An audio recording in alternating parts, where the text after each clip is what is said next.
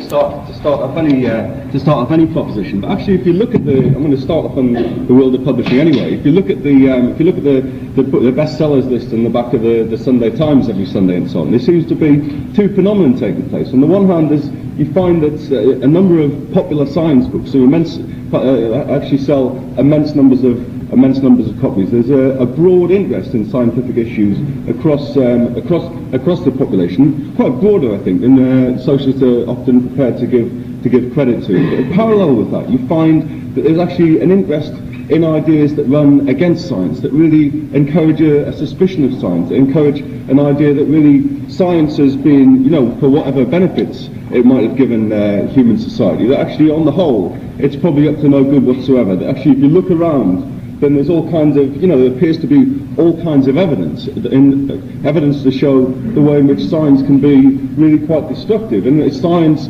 particularly under capitalist society, can be very destructive indeed. You look around at the great cathedrals to 20th century science, Sellafield, you have Chernobyl and so on. The way in which really the science which has been elevated to the highest cultural level, if you like, put there by the ruling class, appears to be the most destructive. If you look at a number of other ecological issues, you look at the question of the destruction of the ozone layer. The ozone layer could only have been destroyed by human action. The main destroyer of the ozone layer, CFC chemicals, actually don't exist in nature at all. They're only created by the action of scientists, and therefore it appears all the time to confirm that really not only is science not neutral, it's obviously acting in a certain specific way against the environment in terms of developing human society and so on, but also that in many ways we should really be quite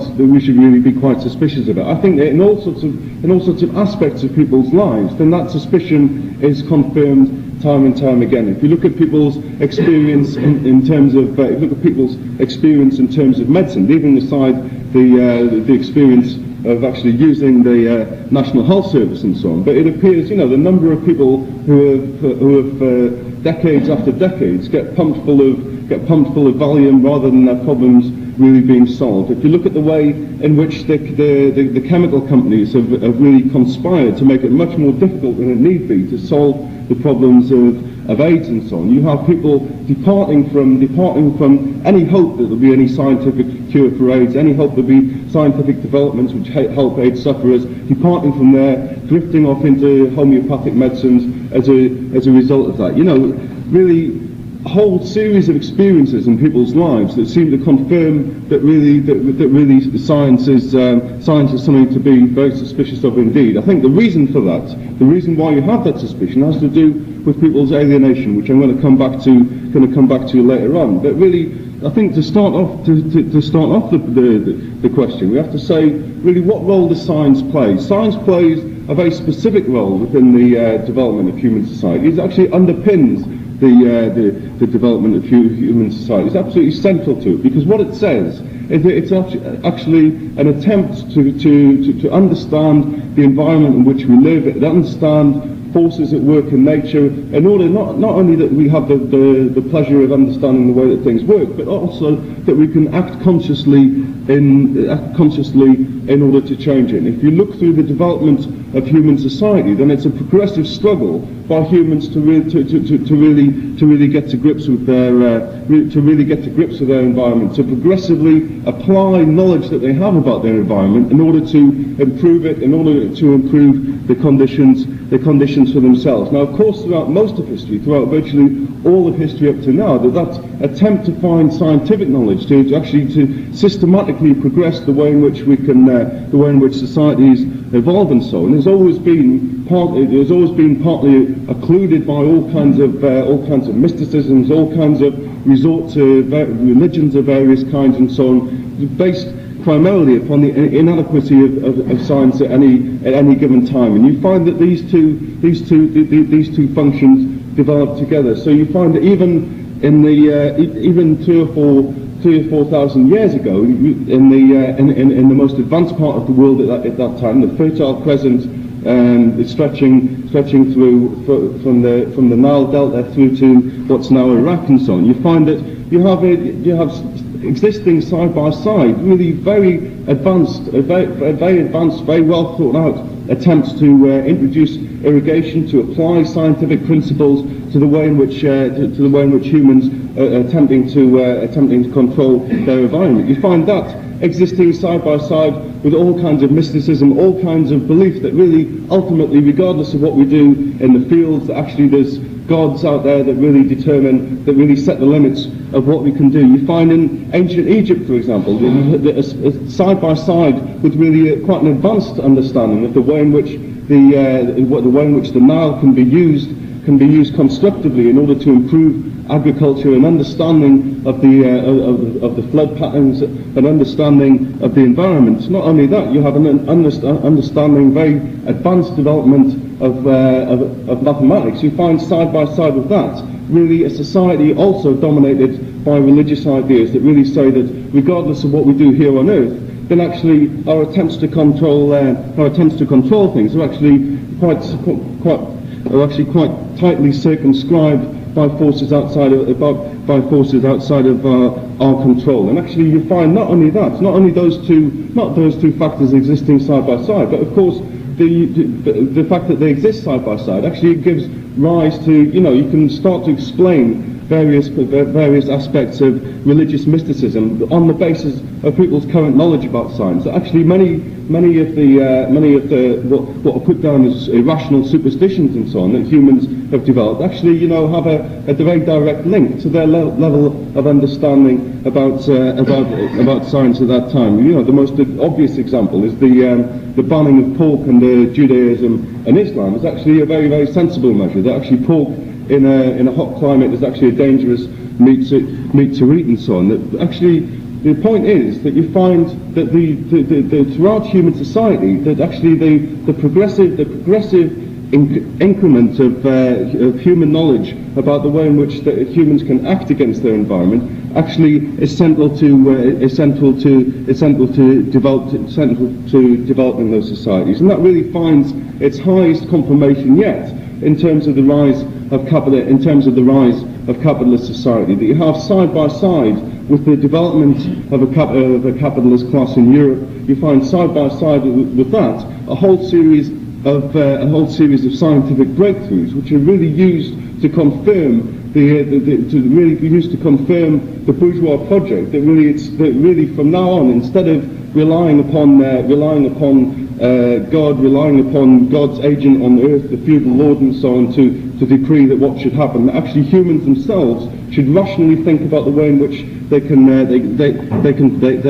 plan society. That actually there's nothing God-given on earth that actually has to determine human societies. Actually, we can, humans themselves can actually start to get to grips with that. That finds its highest expression in the rise really of Newtonian physics. The rise really, of the development of a system of laws which really seeks to come to terms with what had previously been thought of as random processes. The rise of a system of laws which really breaks down a previous separation which had existed between what takes place on the earth and what takes place outside of the earth. Previous to Newton, it was the common sense that there was one set of laws that governed the motion of things on the earth, and that beyond the earth, in terms of the movement of the planet and so on, movement of planets and so on, that actually there was a completely different set of laws, and there was a huge break between them that could never be overcome. What Newton achieved was to actually achieve a wedding of those systems. What's important about it is that it actually starts to establish an ideology in which systems, no matter how complicated, no matter how difficult it is in the here and now for humans to get to grips with them, that actually the fact that they have a grip on a scientific understanding of the world means that they can progressively start to overcome those problems. That it's possible to develop other sciences in order to overcome the problems as well. That far, actually, the development of science, the huge breakthroughs that take place with Newton, and of course all of the breakthroughs that take place afterwards, of course, actually haven't broken from the previous pattern. That science is concerned with human development, and then in that sense, that actually science is very neutral indeed. That actually you don't find that science corresponds exactly with various class systems. You don't find that science is that science is only exists under various class systems, and with the change of class system, then the whole world outlook in terms of science and so on changes. It doesn't. Actually, what's consistent about, what the consistent thread that runs through all of that, the development of science, the development of human societies, is that actually they run in parallel, that science underpins in many ways the potential to actually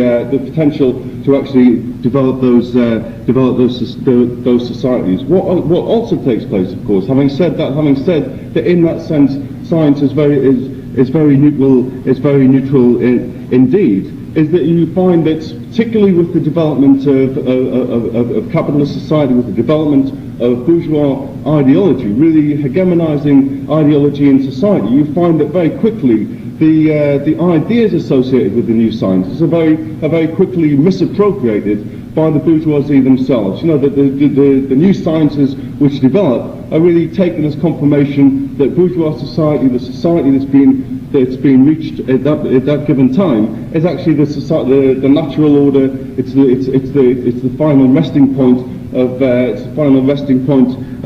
human development. You find in the case of the development of Darwinism, for example, the development of natural selection and so on, which actually in many ways is the greatest argument against any religious obscurantism. It's the greatest argument against any notion really that the bourgeois class in the 19th century were really God's gift on earth, or whatever else they like to regard themselves. Actually, having said that, you know, what's implicit in the science was actually pushed aside, and actually Darwinism, in many respects, was actually claimed for the bourgeoisie itself. It was wrongly translated from the animal world, natural selection in the animal world, and actually applied to human societies as well. You know, it was used as a justification for racism, for empire. That actually, if you have natural selection in the animal world, then surely you have natural selection in the human world as well. That we Europeans, we British Europeans in particular,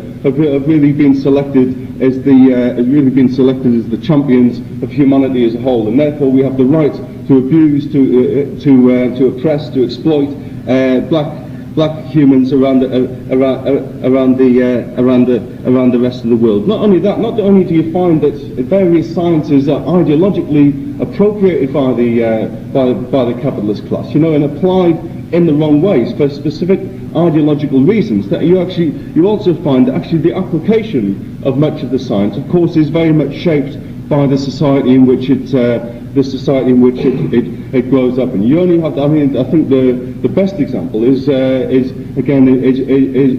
nuclear physics. You know, the huge developments that have taken place in this century have been channeled overwhelmingly, almost exclusively, towards the development of means of destruction, the development of atomic weapons, the development of unnecessary nuclear power stations in order to maintain those atomic weapons, and so on. You think of other instances. For example, there's people probably know about genetic fingerprinting now. You know, the development of techniques that was capable of identifying individuals uniquely. That science was done it was actually done with a specific aim in mind. It was done by a group of researchers in order that immigrants whose status was doubted could actually be proved. It could actually be proved to the authorities that they had a right to come to Britain. Now, what do you find? That actually, firstly, you have the adverts on the television. ICI have developed genetic fingerprinting. They never had anything to do with it. They bought the patent for genetic fingerprinting. And what is it used for? It's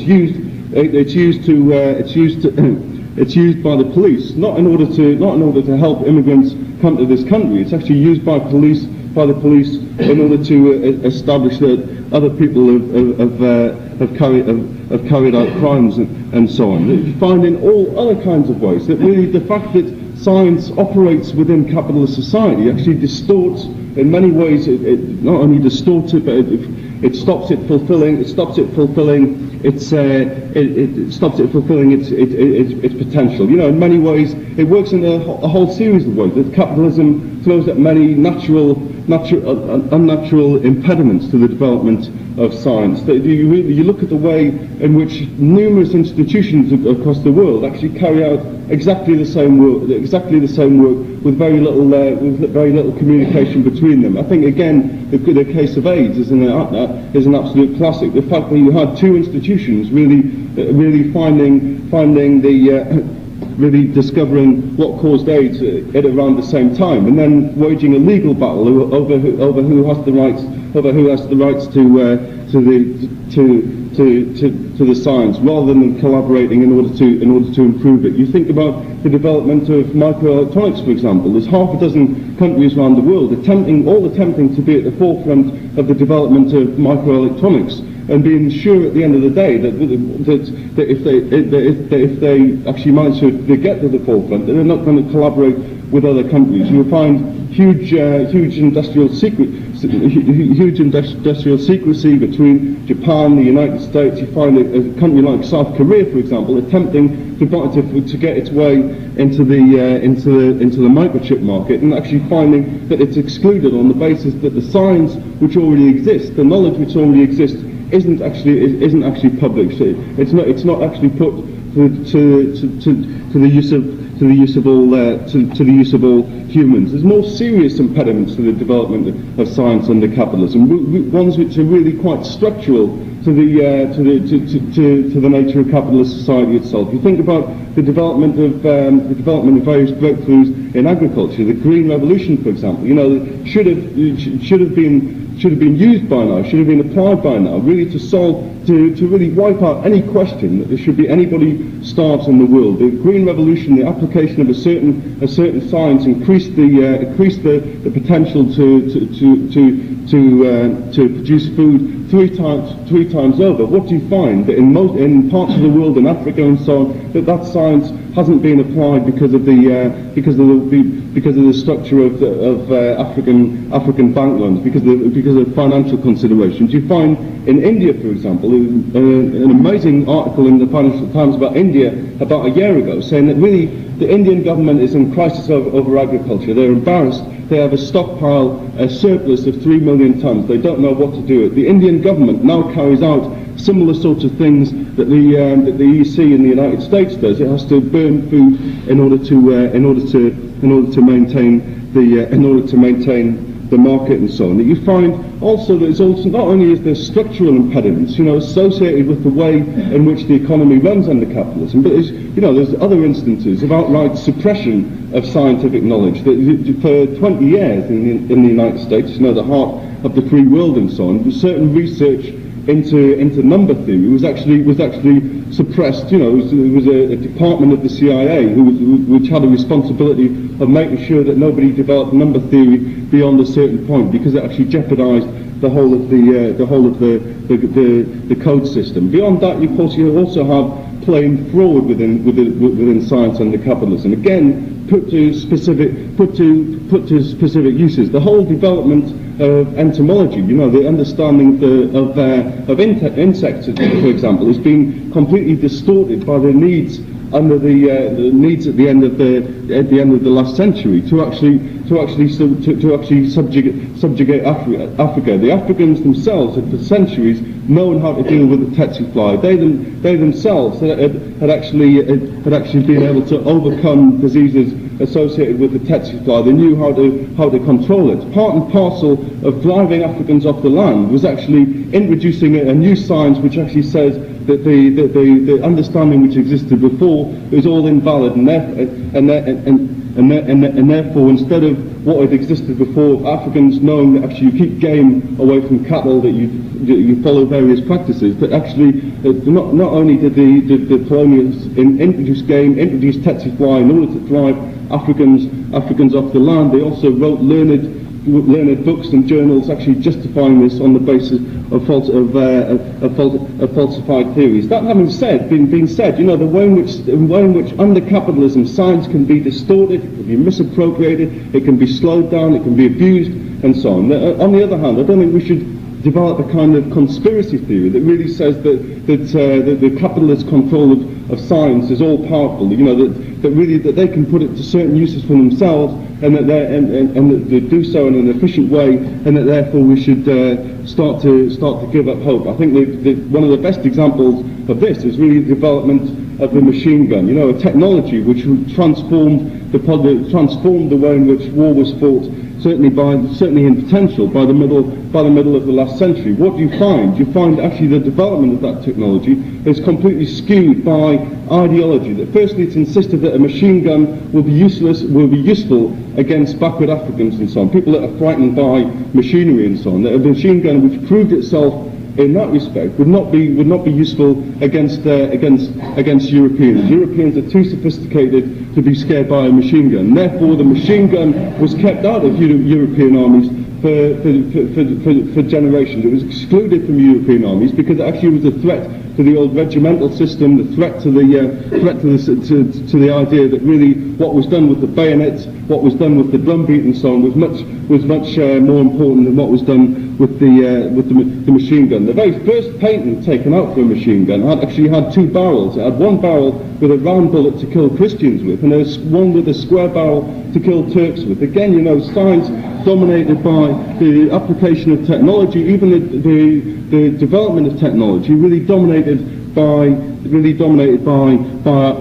ideology. That having been said, that actually, you know, the distortions, the way in which it gets screwed up under capitalism, doesn't mean that there hasn't been scientific advance under capitalism. There quite obviously has, for reasons that I'm going to come on to in a moment. I want to say something else first. That in a certain sense, all that I've said about, you know, the potential which is there and in terms of scientific development and the way it's distorted, you could also apply to a number of other things. You could apply it to the development of agriculture. You could apply it to the rise of the factory system, the development of industry and so on, all of which actually gives opportunities for humans to take control of their lives, to improve their lives and so on, but which is actually distorted by the priorities of capitalism. What I want to say about science is that actually there's another element in it which actually makes it slightly different from those from those other things. And here I'm talking not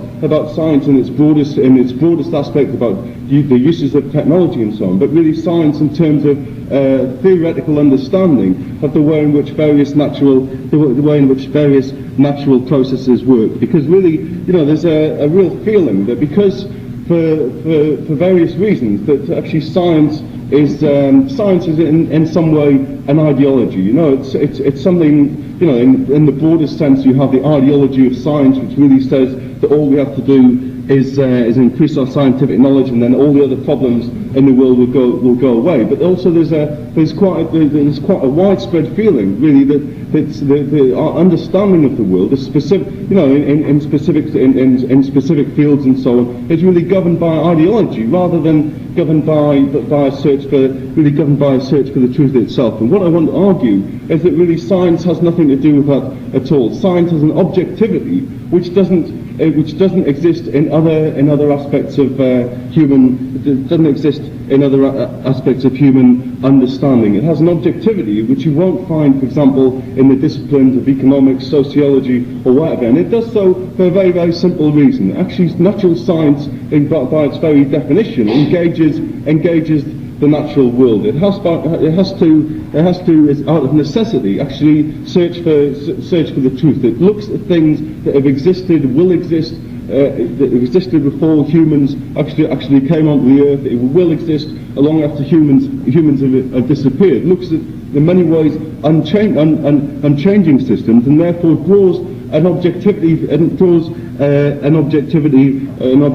from that. The reason why people find it appealing to say that really, you know, we can't be sure that science is right. Why should we rest upon science at all? Why should we really have any confidence in what it has to say. It comes from, there's a few reasons why that is the case. Firstly, because science is by no means a finished project. All the time, regardless of the increase in our knowledge in science, there's always more. There's always more to be known. Secondly, that over time the way in which we understand the world is actually continually revolutionised. That we revise the way in which we understand the world. Actually, between different disciplines, we have different ways of understanding different scientific disciplines. The rules of biology you can't just apply simply to the rules of physics, and therefore, because of those different things, because of those different understandings across different disciplines and across time, then actually, it reinforces the idea that if actually we're saying one thing now,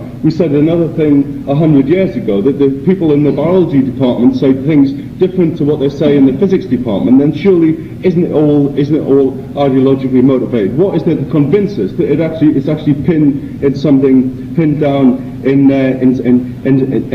something in reality? That actually it's the objectivity, the fact that science, the motor of science is the quest to actually increase our control over the world, and actually that means that not only do we study the natural world, but actually, in order for it to be successful, it has to be successful in throwing up understandings about the natural world. And in that respect, it's fundamentally different from other natural sciences. Fundamentally different from other disciplines. Trotsky says that the greater the trust of socialism in science devoted to the direct study of nature, the greater is also the critical distrust of the sciences and pseudosciences which are linked closely to the structure of human society, its economic institutions, laws, ethics, etc. Of course, the two spheres are not completely separated, but it is indisputable fact that the heritage embodied in those sciences which deal directly with human society, not directly with human society, but with matter, the natural sciences at large, have incomparably greater weight. The need to know nature is imposed upon men by the need to subordinate nature to themselves. It's in this sphere, any diversions from objective relationships determined by matter themselves are corrected by physical experience. This blah blah blah. Social and what he goes on to do is to say that actually the key division is that actually the understanding of science in that respect is actually crucial to actually developing society. The development of ideologies, the development of social sciences, if you like, are actually so screwed up by the priorities of capitalist society as to be virtually useless. That we couldn't envisage, for example, taking bourgeois economics as a useful tool into the socialist society. Actually, bourgeois economics have been developed in order to run capitalist society, and also because of the way in which they develop under capitalist society, of necessity, they actually occlude the picture of the real state of affairs. That actually the ideologies used in order to obscure the real running of society, and therefore will have to be discarded. The development of natural sciences are actually of necessity forced to show us the way in which the natural world operates. They're not ideologically contingent they're not ideologically contingent in that sense. Nevertheless, the creeping suspicion that because science is not complete, because science has various disciplines, there's things that aren't answered. There's various conflicts between different systems of science. And how is it that we can actually look towards science actually giving us a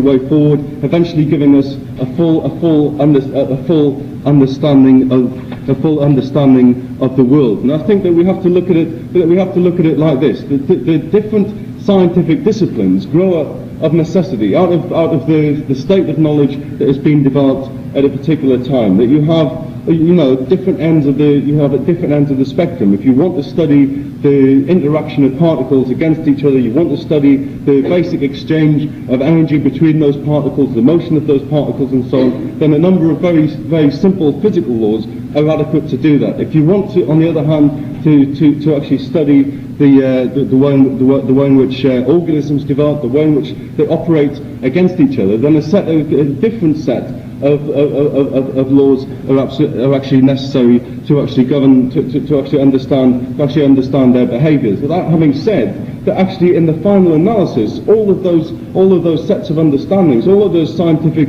disciplines can actually communicate with each other. That the laws of thermodynamics, for example, which insist upon looking at the behaviour of gases, not in terms of the individual molecules, not in terms of the action at the lowest levels, but actually develop laws on the broader levels, and therefore you can apply them in order to understand things. Actually, there's not a huge gulf between the two of them. Actually, the laws of thermodynamics are actually based in the last analysis upon very simple Newtonian principles. That actually, in the last analysis, the laws of chemistry are based upon the laws of physics. That actually they're not separated at all, and that therefore we can say that science has a very specific role to play. That actually we've already looked at the way in which humans attempt to engage nature, attempt to develop the way in which they operate against nature, the progressive attempt for humans to climb out of the animal world, to control more of their environment, to control their society on a rational basis. That they've done that on the basis of being able to understand the society. But actually, the basis of being able to understand nature. But because humans haven't stepped out of nature, that every level of every aspect about human beings, from their biological makeup to the makeup of the brain, is actually connected with biology. Is actually connected with nature itself. It actually gives us hope of developing a science which actually seeks to marry together our understanding of the world, the science, and actually what the real natural world is. That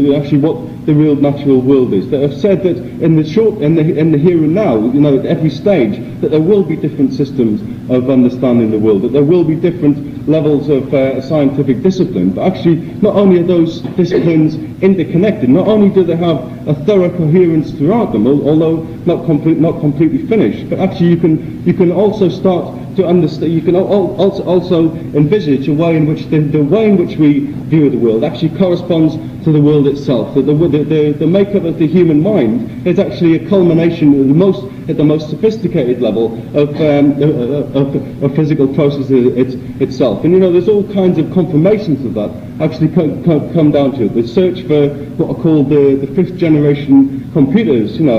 It's probably a misnomer to call them the fifth generation and so on, but actually the search for the most advanced computers actually has pushed people in the direction of modelling circuitry on the basis of the human brain. A real discovery that actually what exists within the human brain is actually the best way in which you can start to develop machines, which also are not only constructions themselves, but also are engaged in actually sorting out the world. And therefore it's possible, because of that, because of the interrelatedness, because of the increasing way in which the system of thought that people have, the science, if you like, the way in which people analyse the world actually comes to correspond with the real world itself, then you can say that science is not only valid, but it has a real correspondence in the natural world. It's not just it's not something that's just useful to throw out various insights and so on, but it's actually, at the end of the day, the way in which we can really, in concrete terms, hope to understand the world, and that underlies really the socialist project. That in understanding the world, we can hope to transform the world as well. That actually, in that respect, science has to be science actually justifies itself. really the other problem, the problem that I mentioned to start with, the reason why people don't have a view of science like this, the reason why there's a great suspicion of science, is that actually it doesn't appear like that to people. Actually, you know, all the instances that I mentioned to start with, the ways in which science is used directly against them, that science is used in many instances to make their lives more miserable, rather than to actually increase their own understanding of the world, to increase their power to actually control the world, actually means that doesn't take place. And that, of course, is a general feature of capitalist society. That the capitalist society, if you like, represents a partial break from the lack of understanding that went before. The capitalist society, of course, is built upon the ability to control the environment, the ability to interact with the natural world to a certain extent, in relative terms, to a very high level. But because capitalist society is also a class society, it means that in every aspect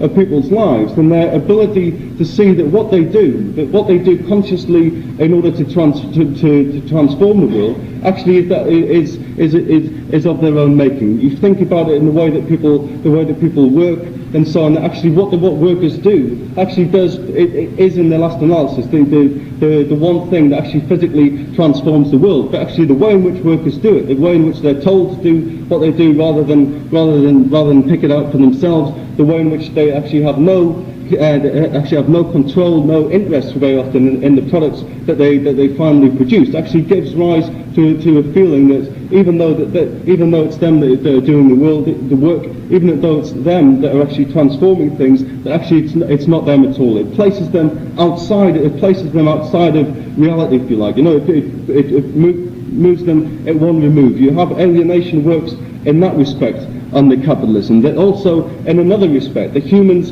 have proved that they have the ability to do all kinds of wonderful things with the development of human society. They've also proved that actually in the chaotic development of human society, they're capable of doing all kinds of destructive things. That human beings in the last century have finally reached a level of organisation where they're capable of destroying where they're capable of destroying the ozone layer, they're capable of warming up the planet in this room to intolerable levels. And because of the way in which science and technology is shaped under capitalism, the way in which they are applied under capitalism, it means that actually, regardless of the fact that we already know how to solve these problems, we know how to replace the ozone layer, we know how to solve the greenhouse effect, but actually the ability to do that is actually removed, because no individual government is going to set about doing it for fear of the consequences, for fear of other governments doing it. And therefore, you know, what science does is it throws up the potential to improve people's lives, to actually improve the way in which societies work and so on. Under capitalism, that potential will never fully be realised, and capitalism actually distorts it. And therefore, in that respect, I think just to sum up, really the important thing is that actually we understand what it is what the role that science plays. Why it is that actually, regardless of the progressive role that it can play, regardless of the role that it can be, the uses that it can be put to by humans in order to improve the world, regardless of the fact that science really does have a real objectivity that other forms of understanding don't have, that all of that has been occluded, has been made more difficult to see by the existence of capitalist society. The capitalist society continues to distort those things. It continues to rule over people in such a way that actually they feel as if they have no stake in consciously changing the system. Once we understand that, once we understand where the root of people's hostility to science lies, then we can really start to look to a future, to an alternative in which we can really start to sort out the problems, to iron out all of the inefficiencies that take place under capitalism, to really make concrete use of science itself, and really to understand that science, not the application of science, not the distortions of science, but science itself really is neutral and really can and really does confirm that human beings have the capability of understanding the world, of organising themselves in order to transform the world, and that really it confirms in a way the socialist project, that actually we have the ability to organise society rationally, we have the ability to organise society for the benefit of all, and therefore insisting that science is neutral is actually important in terms of defending socialist politics as well.